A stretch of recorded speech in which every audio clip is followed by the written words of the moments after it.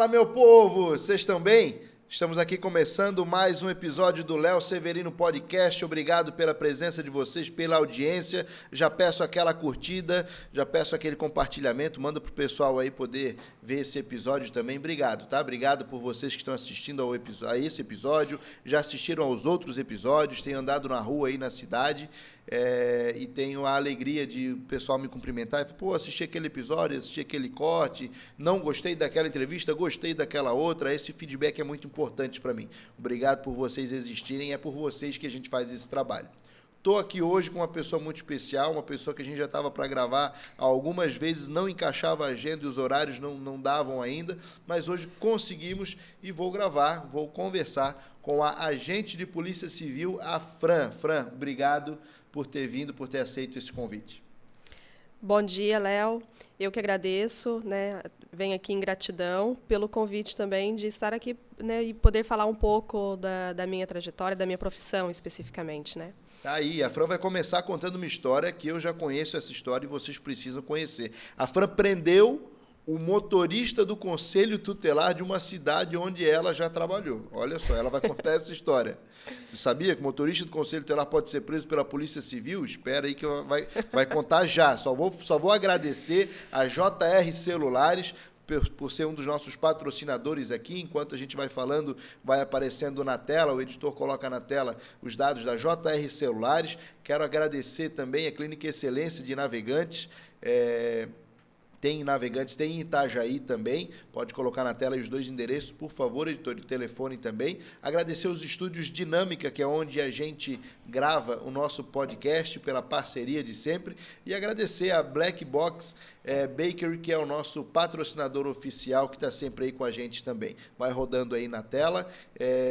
Enfim, se você quiser ser um dos nossos patrocinadores, quer ajudar, quer botar o seu serviço aqui para a gente divulgar, quer ter uma participação, quer trazer alguma coisa aqui para a gente utilizar do seu serviço, às vezes você pode vender alguma coisa que a gente possa degustar aqui durante a gravação, é legal para a gente botar aqui na mesa, para a gente utilizar também e mostrar o seu serviço, tá? O Léo Severino Podcast é um podcast de Itajaí, é um podcast da nossa região, que tem esse intuito de trazer gente daqui, gente nossa, contar as nossas histórias. Itajaí, a nossa região, é uma região muito rica, que merece ter um podcast, e você merece ter a sua história, a história do seu amigo, do seu vizinho, da sua família contada aqui também. Então, se você quer participar de alguma forma do podcast, seja patrocinando, seja participando como entrevistado, seja indicando pessoas para virem aqui, fique à vontade, manda um direct, manda um WhatsApp, contata aí a gente, que a nossa alegria é ter você junto aqui com a gente.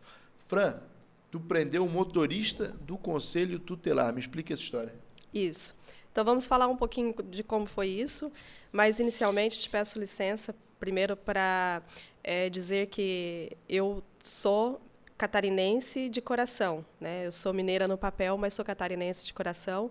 Eu sei que lá no futuro muitas pessoas ainda verão esse vídeo, e eu quero deixar claro que eu sou eternamente grata por todos os catarinenses, por esse estado, porque aqui a minha vida se desenvolveu, né? Aqui eu me qualifiquei, eu me profissionalizei, eu casei, e a minha profissão tem a ver com isso, com essa missão também de retribuir ao estado de Santa Catarina tudo isso que eu recebi de bom aqui, né? Então, o que eu puder fazer para auxiliar, para ajudar o povo catarinense com a minha profissão, eu farei.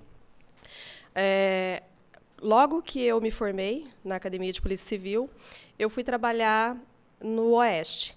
Uhum. E lá o meu esposo quis participar de um evento musical, um show que ia acontecer na cidade.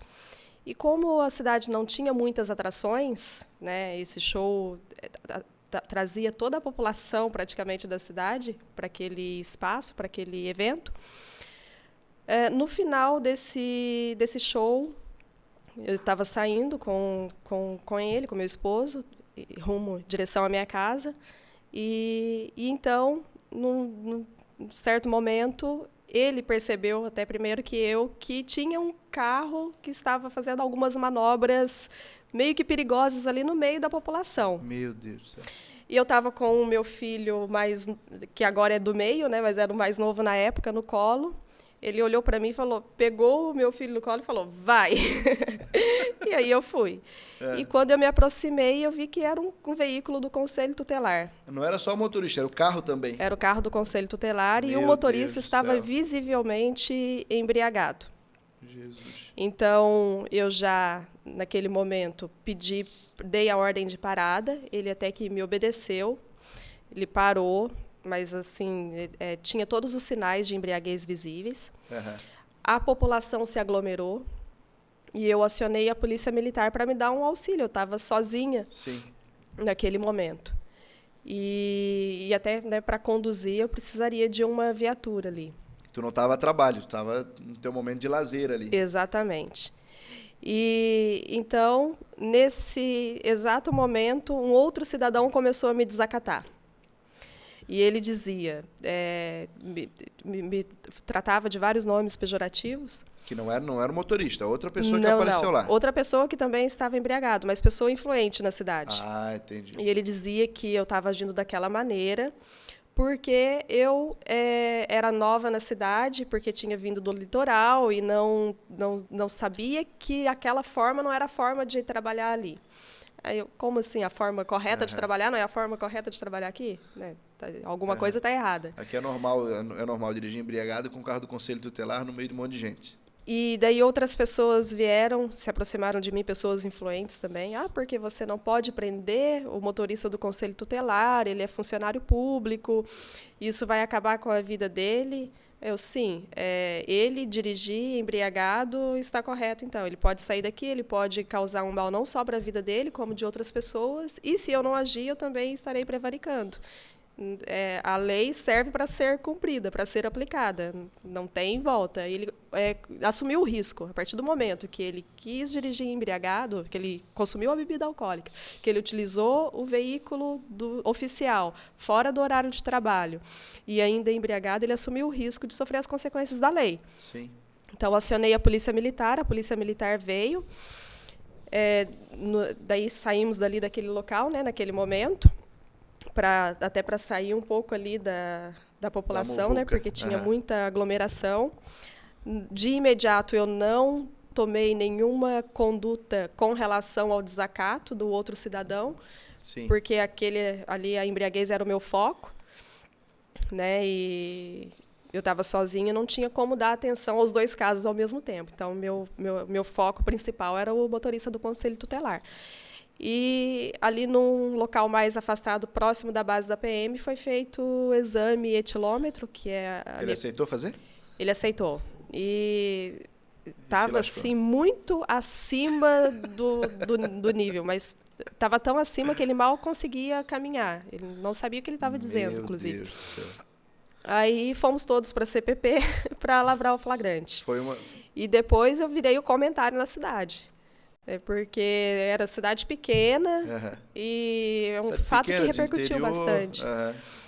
Imagine. Foi o primeiro caso assim que te marcou, vamos dizer assim, na tua carreira porque policial? foi a minha primeira prisão em flagrante e atuando sozinha ali de primeiro momento, né? Entendi, legal, bacana. Hoje a Fran é agente de polícia civil, mas você é responsável por uma delegacia. Me conta como é que funciona isso. Você está trabalhando aonde hoje? Isso, eu sou responsável de expediente da Delegacia de Polícia Civil de Balneário Barra do Sul.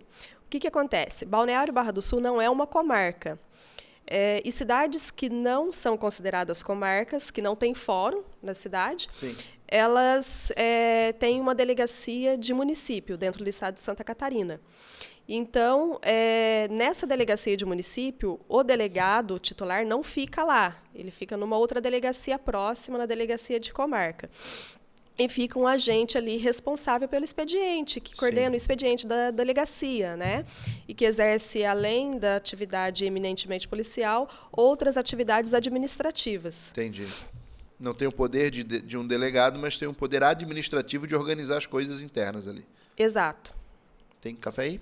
Vamos repor esse negócio? Vamos repor. Café e polícia tem tudo a ver. Obrigada. E café de delegacia é bom? É bom. O conselho é ruim pra caramba. É bom. Café de licitação é muito ruim. Meu Deus do céu. Os que eu tomo, Jesus. Eu não reclamo porque fazer o quê, né? é o que tem que ser, é a licitação, é o mais barato, mas vou te falar, café de licitação, Jesus, é muito ruim. Os que eu tomo é ruim.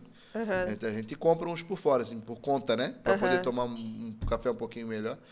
Mas lá na delegacia é bom, é? O nosso é bom, o nosso é cedido pela prefeitura. É de licitação também, mas é bom. É bom? É bom. Tem uns café que chega lá, que eu não vou falar o nome aqui, né?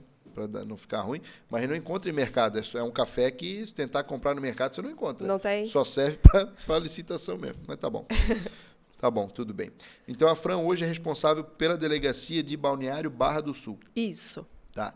E lá na delegacia, o que mais... Qual é a diferença exatamente? Tu falou, tá, tu é responsável administrativa pela delegacia.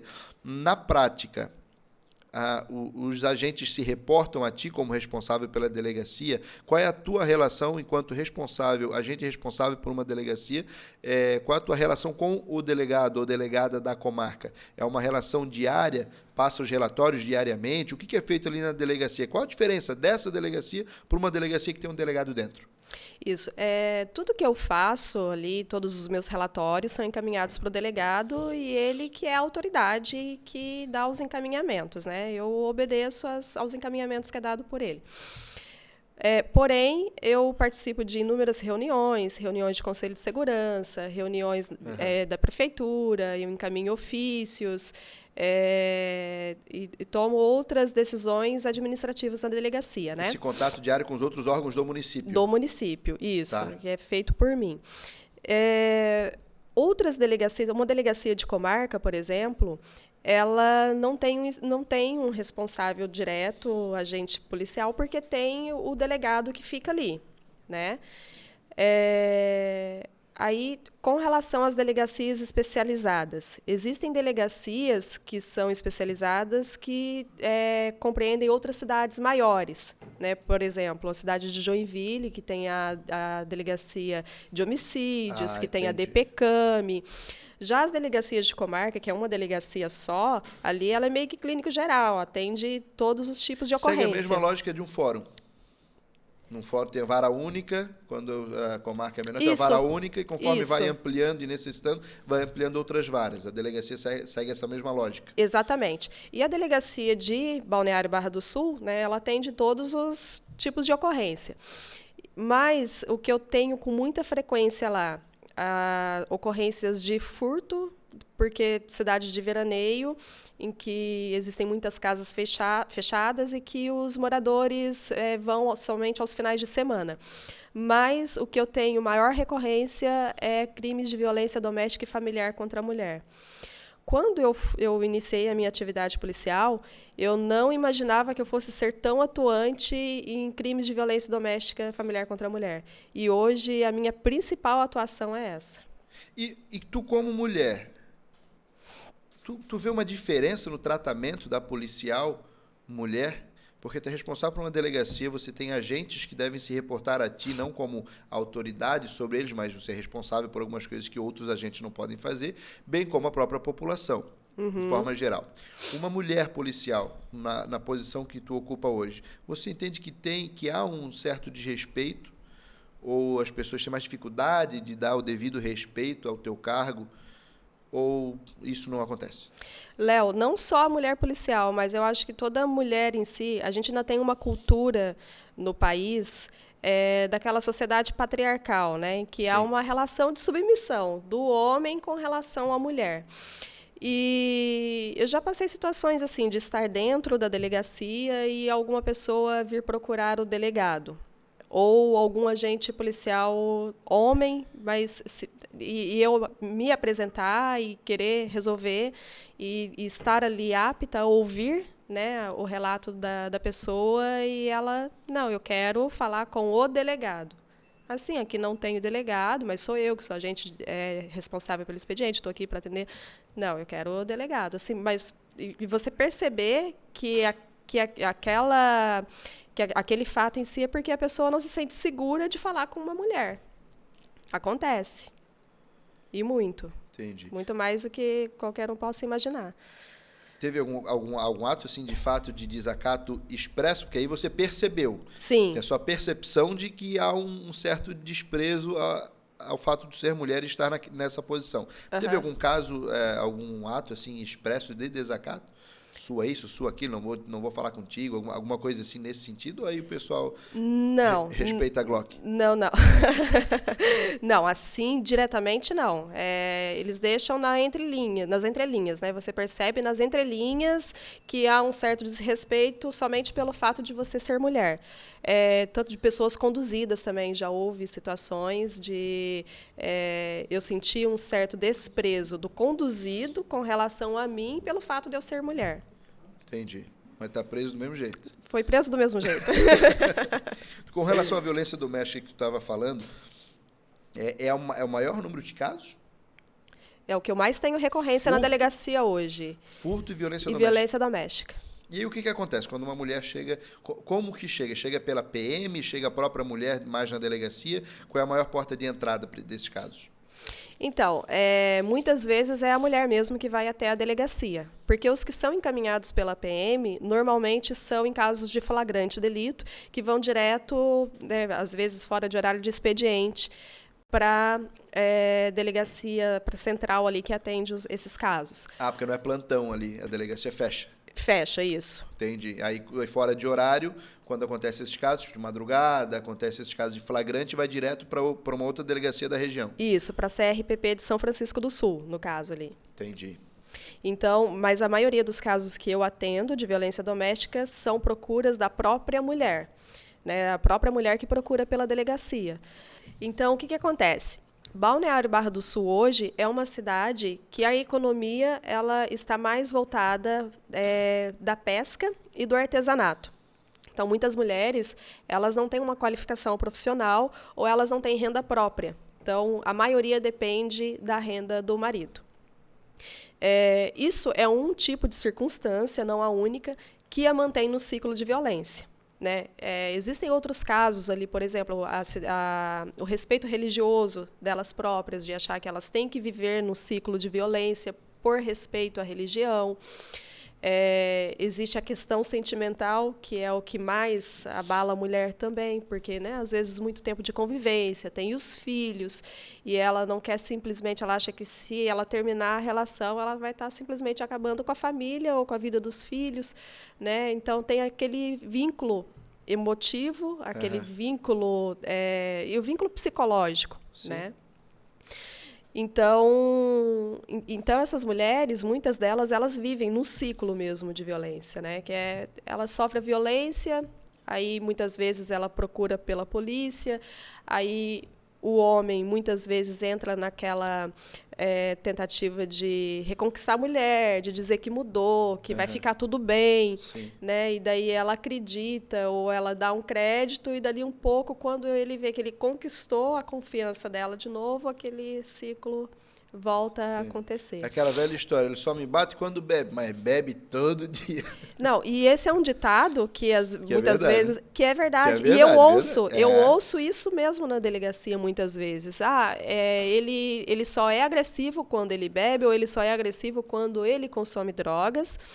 Tá, e qual é a frequência? Direto. É quase todos os dias, ou é todos os finais de semana. Então, e muitos casos de violência estão mesmo relacionados com o consumo do álcool e o consumo de drogas.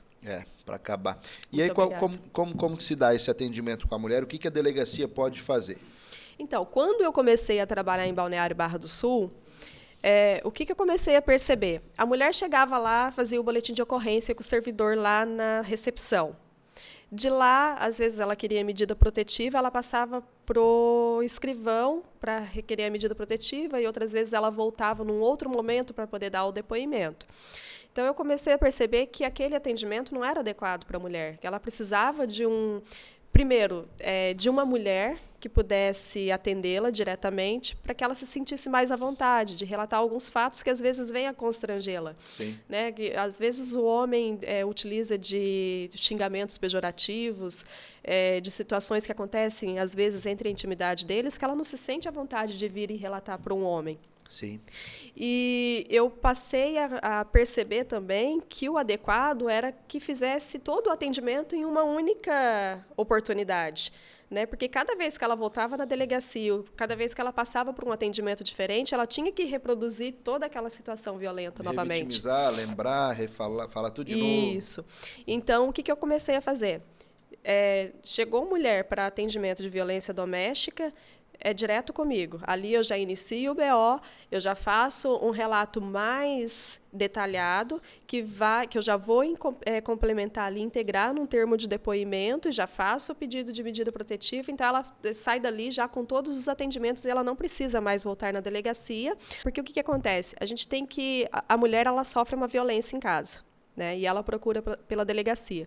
Quando ela chega na delegacia, ela não pode ser vítima novamente de outra violência, de uma violência institucional, né? E isso precisa ser trabalhado aos poucos com os policiais também, para que eles saibam receber essas mulheres, para que eles saibam encaminhar essas mulheres, né? Às vezes não é que o policial ele tem vontade de dar um mau tratamento para a mulher, mas às vezes é só a falta de saber lidar. Trato muito criminoso, muito aquela coisa, né, da operação policial, sempre daquela tensão. Então, talvez, eu acho que o policial cria uma casca que aí quando precisa talvez trabalhar com a vítima, ele está meio...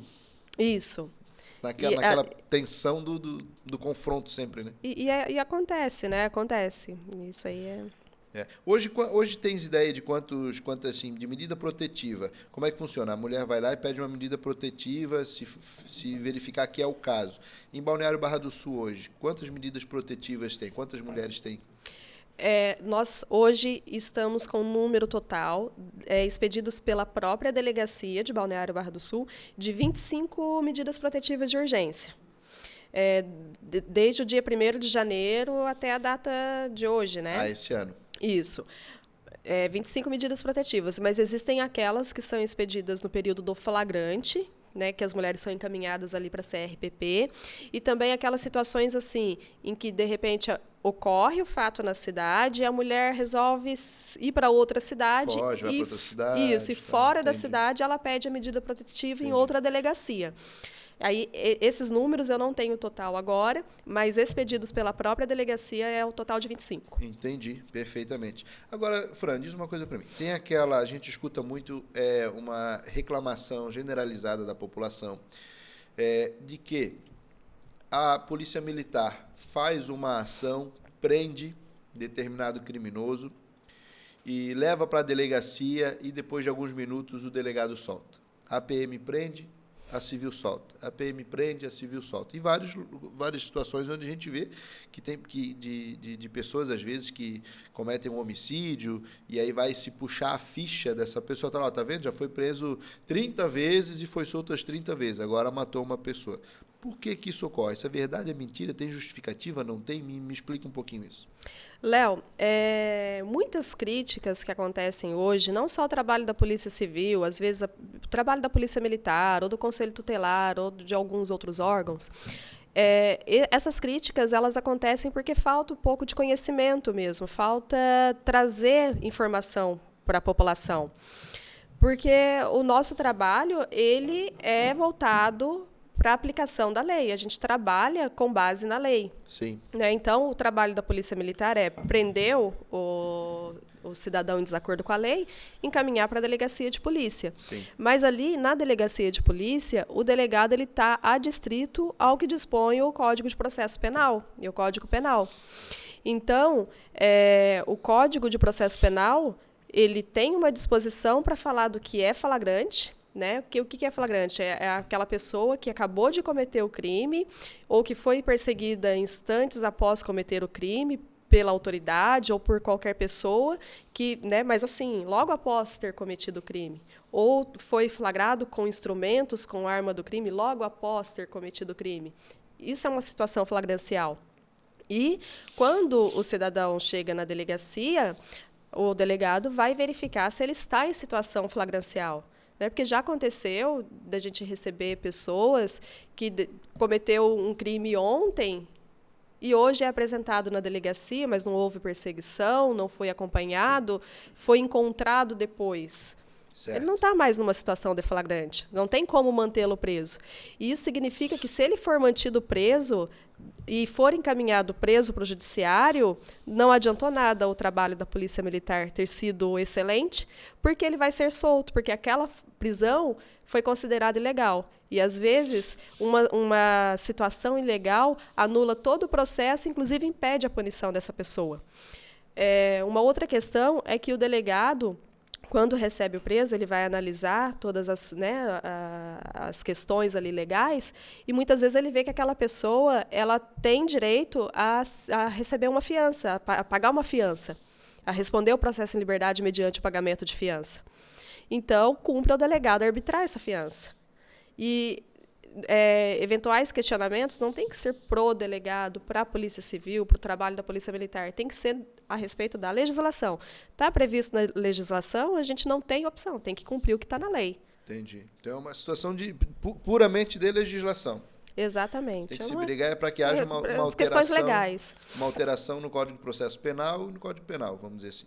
Isso. As legislações que falam a respeito disso. Entendi. Violência sexual. A gente está no Maio Laranja agora, finalizando o mês de maio, né? Provavelmente esse episódio vai ser colocado aí no final de maio no ar. Violência sexual contra criança e adolescente. Tem muito lá onde tu atua, não tem? Como é que esse tipo de caso mexe contigo? Léo, tem muitos casos, né? Essas ocorrências são as que mais mexem comigo, até acredito pela questão de eu ser mãe, né? E já é um tipo de crime que traz uma repugnância geral, tanto para o policial quanto para a sociedade e até no meio entre as pessoas que estão em desacordo com a lei. Você sabe que no sistema penal esse crime já é repugnante. Sim, tem que ficar separadinho lá, senão vai pro pau junto. Exatamente. Então, porém, quando eu recebo um caso assim na delegacia, a primeira coisa que eu faço é meio que um bloqueio para que eu não seja intimamente influenciada ou que eu leve aquilo para o lado emotivo. Sim. Porque eu sei que, se eu agir assim, eu não vou ter condições de ajudar aquela criança. E aquela criança que foi vítima, ela precisa de pessoas como eu, como qualquer, né, agente da autoridade ou autoridade ali, para que ajude a encontrar uma resposta, né? A punição em si, ela não paga o que aquela criança sofreu, porque aquilo vai trazer marcas que vai deixar para o resto da vida. Não tem punição para não esse tipo tem de crime. o que paga. Porém, apesar de eu ter muitos casos assim, ali na delegacia, de ser muito recorrente, a gente sabe que isso não representa nem metade do que realmente acontece. Verdade. Porque esses casos, normalmente, eles entram nas cifras negras, né? Eles ficam oficialmente escondidos. É difícil, às vezes, ele vir a ser denunciado, né? E eu falo isso até por experiência própria. Eu sou uma cifra negra. Eu já sofri violência sexual.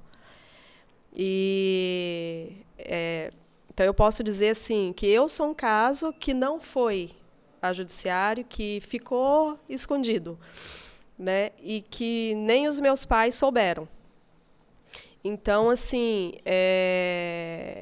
e isso também me traz forças para lutar por outras pessoas que foram vítimas desses casos. E o que acontece? Às vezes, a criança que sofre violência sexual, ela é, muitas vezes, discriminada pela própria família, sabia? Quando acontece de vir à tona. Porque eu já atendi casos ali, por exemplo, da criança relatar para o pai, relatar para a mãe, e depois familiares se voltarem contra aquela criança, dizer que ela está mentindo, ou dizer que ela que se ensinou para que aquilo acontecesse, ou de dizer que ela queria prejudicar o padrasto, por exemplo, né? Porque às vezes acontece, são casos que acontecem dentro de casa, na maioria das vezes, entre quatro paredes, só entre o autor e a vítima. Então, é a palavra da vítima contra a palavra do autor. E, muitas vezes, certas mães não acreditam que o padrasto abusou da criança. Eu tive um caso, inclusive, que eu recebi ali, que a criança contou para a mãe já era separada do pai, daí a mãe contou para o pai o que tinha acontecido, era um tio que tinha abusado da criança. Então, eles tomaram todas as medidas para auxiliar, para cuidar daquela criança a partir de então, né, de dar os encaminhamentos para aquela criança. E, num dado momento, quando aquilo veio à tona, porque, né, é realizado o procedimento. Sim. Então, existe uma pessoa que está respondendo aquele procedimento que vai tomar o conhecimento daquilo até para exercer o direito de defesa. Sim. Quando aquilo veio à tona, a avó da criança, a mãe do pai da criança, se voltou contra não só a criança, mas contra o pai também, dizendo que não acreditava que aquilo tinha sido levado a juízo, que aquilo tinha acontecido e que não acreditava que ele tinha tido aquela coragem de prejudicar o próprio irmão. E a criança? E tudo o que aconteceu com aquela criança? Outro caso que me marcou muito ali de violência sexual foi de um fato que veio à tona de um tio que abusou da sobrinha. Só que ele tinha muitas outras sobrinhas e ele abusou de todas elas. E acabou despertando para todas elas, outros. Porém, todas essas vítimas já eram maiores quando o fato veio à tona. Sim. Então, existem muitas questões que levam a vítima, às vezes, não denunciar, a não falar, a ter medo de se abrir. E não é esse que tem que ser o foco. Né? Por que ela não falou antes, por que ela não contou, por que ela não denunciou, não é esse o foco. A violência posterior do não acreditar numa criança e de não proteger uma criança vítima de violência sexual, de qualquer violência, mas especialmente a sexual a gente está falando agora, o não acreditar é pior, eu acho que é uma violência tão prejudicial ou pior para a criança, para o psicológico da criança. Porque ela passou por uma situação extremamente constrangedora, extremamente doída para ela. Principalmente porque o violador normalmente é alguém da confiança dela, é alguém que deveria dar carinho, atenção, zelar por ela e não o contrário. Né? É uma violência que acontece quase que integralmente de maneira intrafamiliar. E aí essa criança passa por isso. Quando ela não é acolhida, quando ela tem coragem de falar, de pedir ajuda, de pedir socorro e não é acolhida, olha, eu acho que a dor deve ser maior. Deve ser maior. Essa violência posterior do não acolhimento deve de fato marcar uma vida inteira. Eu acredito também. Então, assim, o que eu tenho para mim, né? Que a denúncia, ela, de uma certa forma, ela acaba expondo mesmo a vítima, porque a vítima vai ter que, de alguma forma, trazer, né, isso à evidência, a falar. Né? Agora existe o depoimento especial, Sim. Né, que a criança ela é ouvida por uma pessoa qualificada após uma representação em juízo. Isso, de alguma forma, ainda expõe a criança. Mas, em uma contrapartida, é a partir da denúncia, a partir desse procedimento, é que o fato para de acontecer, é que ela para de ser violentada. E, então, é extremamente importante que essas denúncias venham acontecer.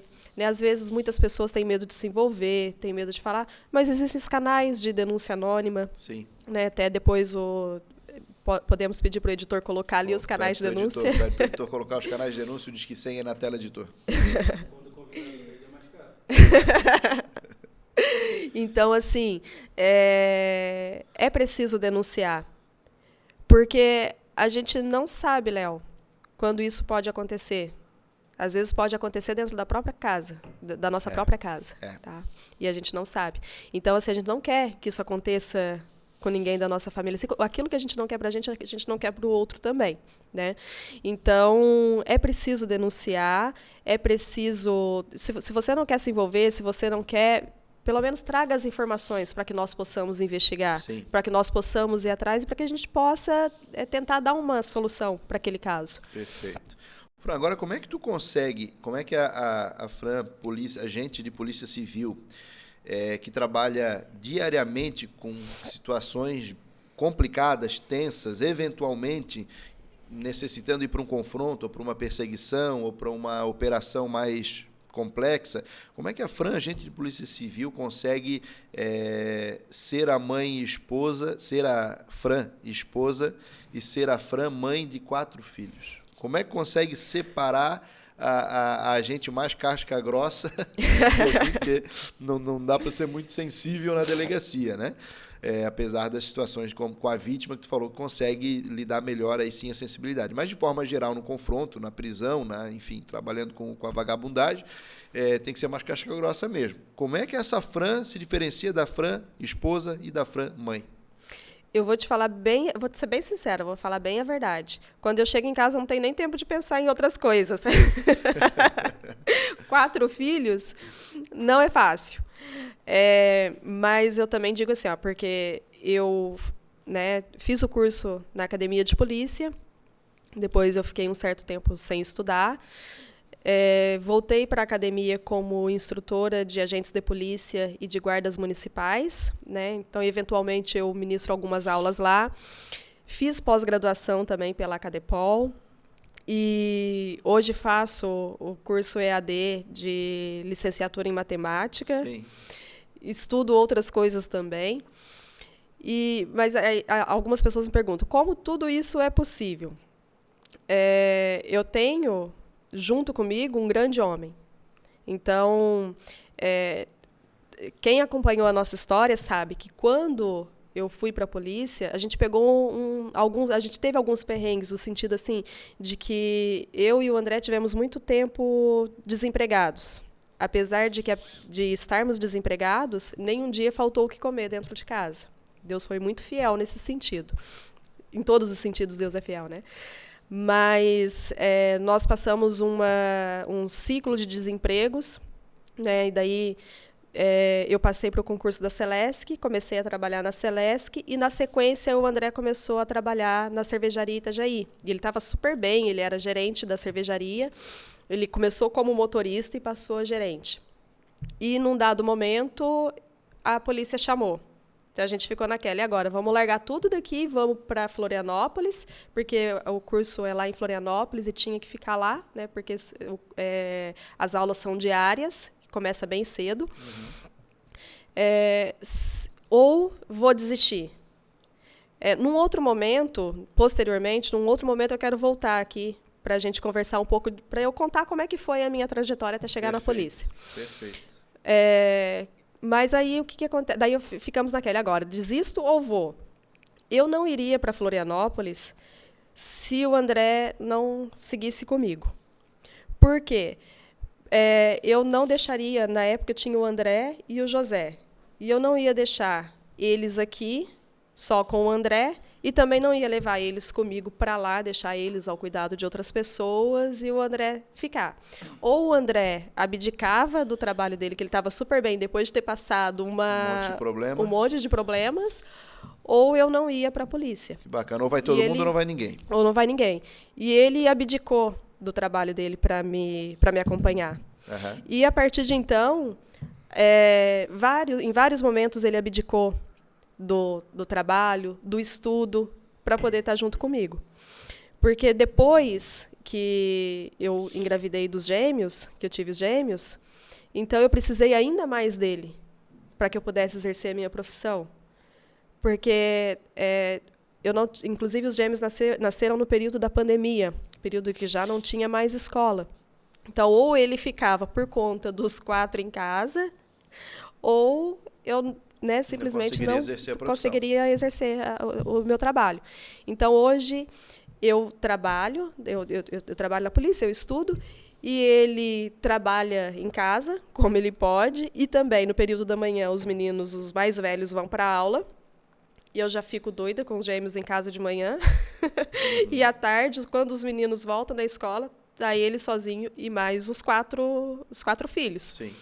Então, às vezes, ele brinca comigo. Agora, tu vai pra tua folga, né? Que eu trabalho pra caramba na polícia, mas sabe que em casa é pesado. É verdade. Tá aí, então. Tá explicado. Fran, obrigado. E eu preciso deixar marcado já um podcast, então, para a gente fazer contigo e aí com o André junto, para a gente contar essa história de família de vocês, né? Porque é uma história fantástica, é uma história que precisa ser contada, principalmente para a galera que está chegando aí agora, começando a vida, pensando em casar, pensando em ter filho, porque tenho certeza que a força que vocês têm e a história de vocês podem incentivar muita gente aí que está passando por alguns problemas, menores, maiores, mas enfim, a superação sempre é uma forma de incentivar e de dar força para outras pessoas, e essa história de vocês serve para ajudar muita gente. Isso, eu acredito até que serve também para qualquer pessoa acreditar que o que ela quiser, ela pode, que o que ela quiser, ela vai conquistar. Ela precisa dedicar, ela precisa ter foco,